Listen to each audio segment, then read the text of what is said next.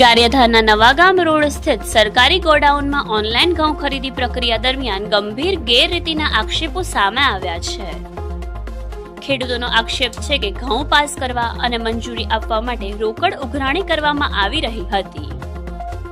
ખેડૂતોના કહેવા મુજબ ગ્રેગર દ્વારા ઘઉં પાસ કરવા નામે રૂપિયા માંગવામાં આવતા હતા.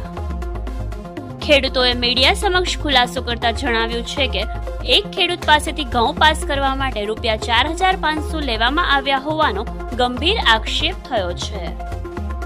આ સમગ્ર મામલાની જાણ તાત્કાલિક વાઇસ ચેરમેન સુધી પહોંચતા તેઓ તાત્કાલિક સરકારી ગોડાઉન ખાતે દોડી ગયા હતા. જો કે વાઇસ ચેરમેન સ્થળ પર પહોંચે તે પહેલા જ રોકડ ઉઘરાણી કરનાર ઇસમ સ્થળ પરથી નાસી ગયા હોવાનું સામે આવ્યું છે.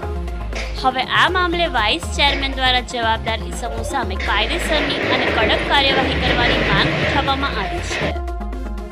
હવે જોવાનું રહ્યું કે ખેડૂતો પાસેથી આ રીતે રોકડ ઉઘરાણી કરનારાઓ સામે તંત્ર દ્વારા શું પગલાં લેવાય છે. Bureau report Yashvi Gujarat news Gariadhar. હું ગારિયાધાર એપીએમસીનો વાઇસ ચેરમેન છું. આ ઘટનાની જાણ અમારા સાથી માર્કેટયાર્ડના સદસ્ય વલ્લભભાઈ ભોજાણીને જાણ થતાં મને સ્થળ ઉપર મને કે જવું પડશે, ખેડૂતના પૈસા લેશે, આવા ખેડૂતને લૂંટ કરે ને પૈસા લે આપણી માટે વ્યાજબી ન કહેવાય. એટલે તરત જ તે વાતને ગંભીરતા લઈને 10 જ મિનિટની અંદર અમે અહીંયા આવી અને ખેડૂતને પૂછતા ખેડૂતે પૂરા કોન્ફિડન્સ સાથે સાક્ષીની સાથે કીધું કે મારી આગળ પૈસા લીધા છે. કે અમારા અહીંયા પહોંચતા તરત જ ગ્રેડર છે એ સેન્ટર છોડીને ભાગી ગયો અને ગ્રેડરને ફોન કર્યો કે અહીં આવ્યા પૈસા લીધા. એવી જ રીતે એક બીજા ગામના વાઘાણી એક ભાઈ છે એને કીધું મારી આગળ પૈસા લીધા.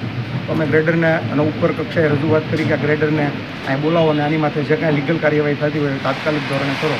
આવી અમે રજૂઆત કરેલ છે અને એની માથે લીગલ કાર્યવાહી થાય તેવા અમારા